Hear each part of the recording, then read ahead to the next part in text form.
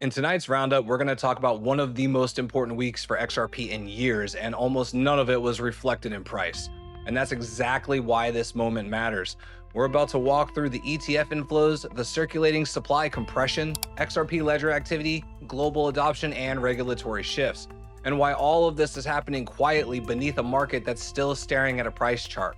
Because price is the last thing to react. The groundwork always moves first.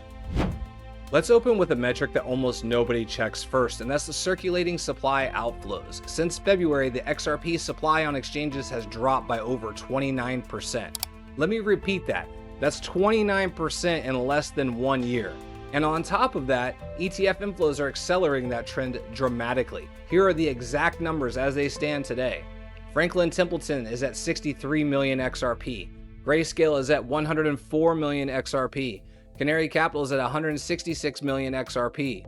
Rex Osprey is at nearly 31 million XRP. Bitwise is at nearly 92 million XRP. That's 455 million XRP locked inside custodial ETF structures. And we still have 21 shares and Wisdom Tree left to launch. The supply does not return to the open market. It's not actively traded. It's structurally removed, and yet the price has barely budged. Which brings us to the next piece of the signal. While ETFs are pulling supply off the table, the XRP Ledger saw one of its busiest days of the year. In a single 24-hour period, the XRPL processed over 2.2 billion XRP in transactions. That's not retail trading. That's not speculation. That's operational throughput, payment rail activity, and scaling in real time. But the bigger signal happened off the surface. We saw 20,000 account set transactions followed by an immediate 40,000, back-to-back. Coordinated, not random, not retail. This is exactly the pattern you see when enterprise users or large institutions are preparing batches of wallets, permission settings, and configuration flows before activating liquidity. Someone is setting up the infrastructure, not trading. And while the ledger was lighting up, the off-chain world moved too. The Monetary Authority of Singapore expanded Ripple's license, one of the most important regulatory approvals in Asia.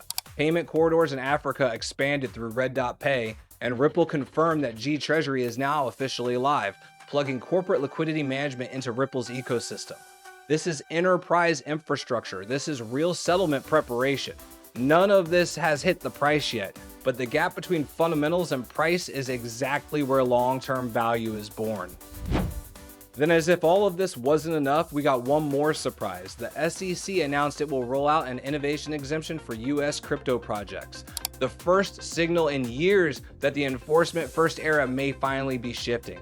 This aligns with January timelines, potential reclassification updates, carry trade unwind, and the broader institutional shift that's happening across the digital asset space. Again, the market hasn't priced in any of this yet. This is the part that most traders miss. Infrastructure moves first, utility moves second, price reacts last, and when it does, it rarely moves slowly. Look at the pattern. Amazon spent a decade building AWS before the market realized its value. Nvidia spent years developing GPU architecture before AI demand made it go parabolic. Microsoft, Apple, and Google all had long, boring, flat periods during massive infrastructure build-outs. The charts look dead right before it wakes up. And XRP is in that same phase. Quiet build-out, shrinking supply, growing utility, growing regulatory clarity, growing global adoption. Everything is moving except the price, and that's the setup. So here's the takeaway. ETF inflows are accelerating, supply is tightening, ledger activity is exploding, institutional wallet preparation is happening live. Global regulators are opening doors, treasury systems are now integrated, and the US is signaling a softer regulatory stance. None of this is noise. None of this is in the chart, but all of this is in the fundamentals. And when the fundamentals and supply pressure collide, markets don't move gradually. They snap.